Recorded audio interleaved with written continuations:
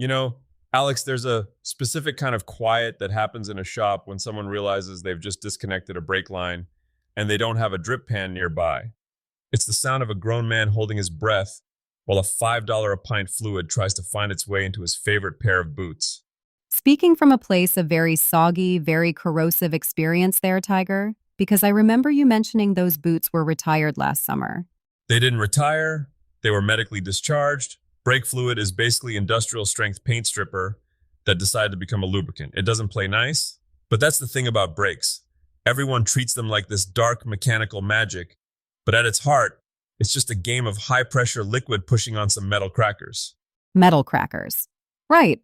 I'm sure the engineers at the factory love that technical term. But seriously, for most people, the braking system is a total black box until it starts making a sound like a silverware drawer falling down a flight of stairs. And by then, you're not just doing maintenance, you're performing an autopsy. I had a guy bring in a truck once, beautiful old square body, and he told me it chirped a bit when he stopped. Alex, I pulled the wheel off, and the inner brake pad wasn't just gone. It had friction welded itself to the piston. The rotor looked like a vinyl record that had been played with a masonry nail. Okay, so before we get to the masonry nail stage of neglect, let's actually break this down. If I'm looking at my wheel, what am I actually seeing? We talk about pads and rotors, but how does the squeeze actually happen? Think of it like a C-clamp. Your caliper is that big, heavy iron jaw sitting over the edge of the disc, the rotor. When you hit the pedal, you're pushing fluid down a straw. That fluid pushes a piston inside the caliper, which squeezes two pads against the spinning rotor. It turns all that kinetic energy, the going fast part, into heat. A lot of heat.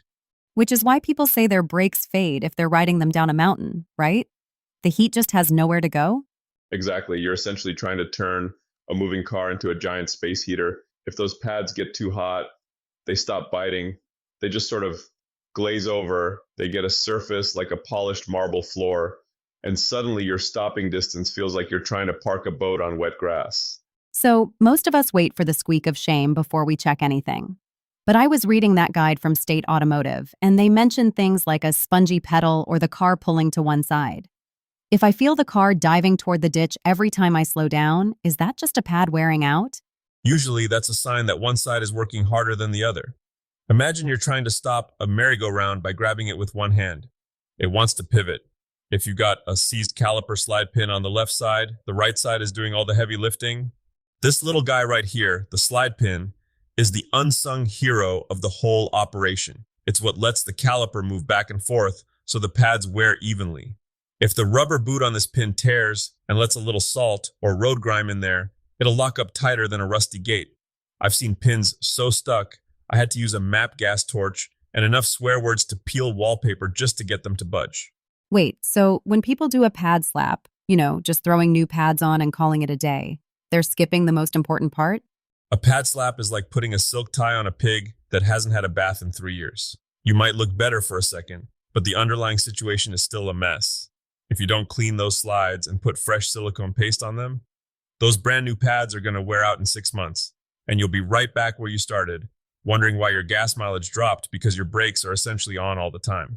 Okay, let's talk about the fluid. Eric the car guy and a few of these other pros emphasize the fluid, but I feel like most people go the entire life of a car without ever touching that reservoir unless the light comes on. And that is a recipe for a very expensive Saturday. Brake fluid is hygroscopic. That's a fancy way of saying it's a sponge for water. It'll literally suck moisture out of the air through the microscopic pores in your rubber hoses. Water in the lines? That sounds counterproductive for something that relies on being uncompressible. Bingo. Water boils at 212 degrees. Brake fluid can handle 500 plus.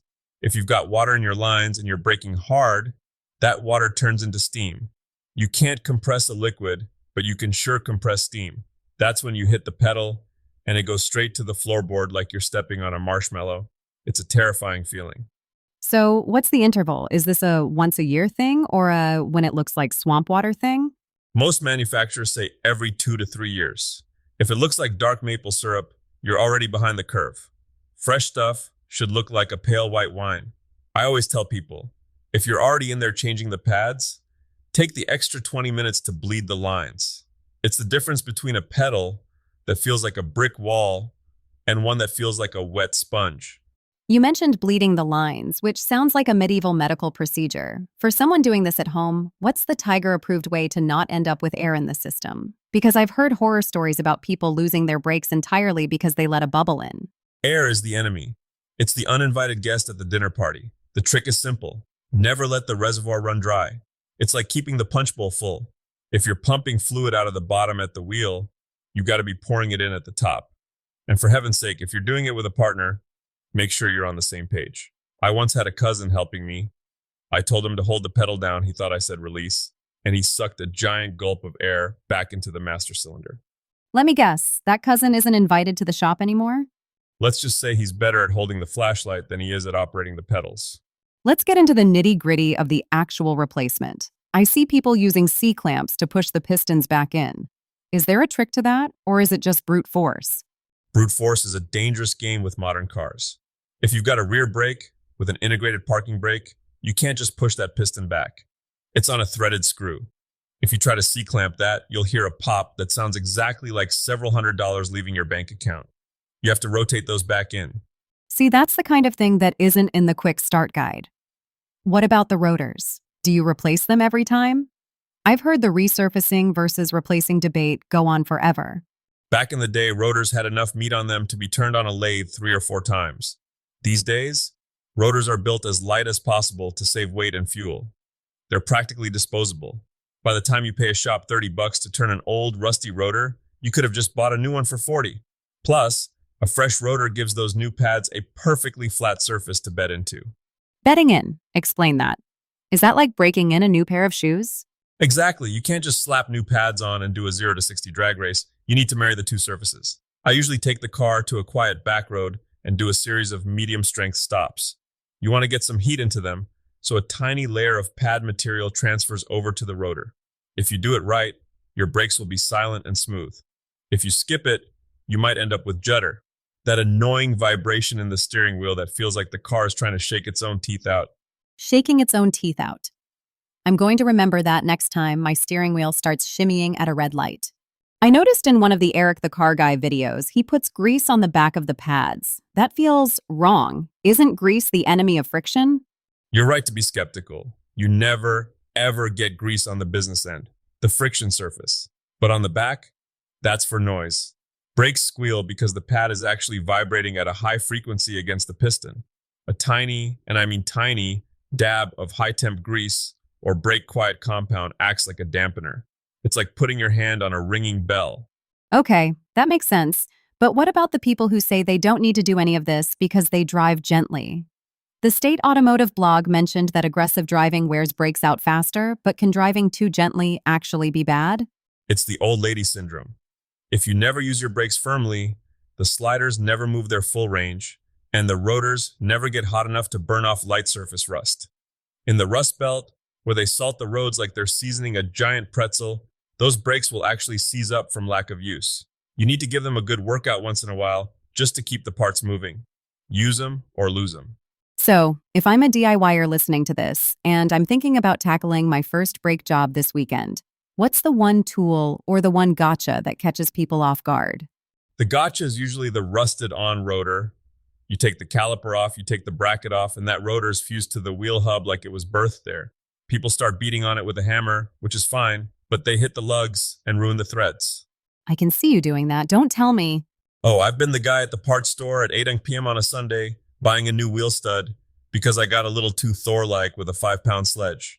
The pro tip, use a bolt and a nut through the caliper bracket hole to push the rotor off from the back. It's quiet, it's elegant, and it doesn't involve me sweating through my shirt while screaming at a piece of cast iron. Elegant. I like that. It's better than percussive maintenance. And the one tool? A real torque wrench. Please, for the love of all that is holy, don't just guess on your lug nuts or your caliper bolts. If a caliper bolt backs out while you're driving, that caliper will swing up and lock the wheel instantly. That's not a shop disaster story. That's a call the insurance company story. That's a sobering thought. I think we sometimes forget that beneath all the fun shop talk, these 4 pieces of friction material are the only thing keeping us from becoming part of the scenery. That's the truth. You can have 1,000 horsepower under the hood, but if you can't turn it back into heat and stop, you're just a passenger in a very fast metal box. So, the takeaway for today? Don't just pad slap, check your sliders, don't be afraid of fresh fluid, and for heaven's sake, keep the sledgehammer away from the wheel lugs. You nailed it. And maybe, just maybe, keep a drip pan under those brake lines. Your boots will thank you. Thanks for the schooling, Tiger. I'm going home to check my fluid. And if it looks like maple syrup, I'm calling you. Bring the pancakes, Alex. We'll make a day of it.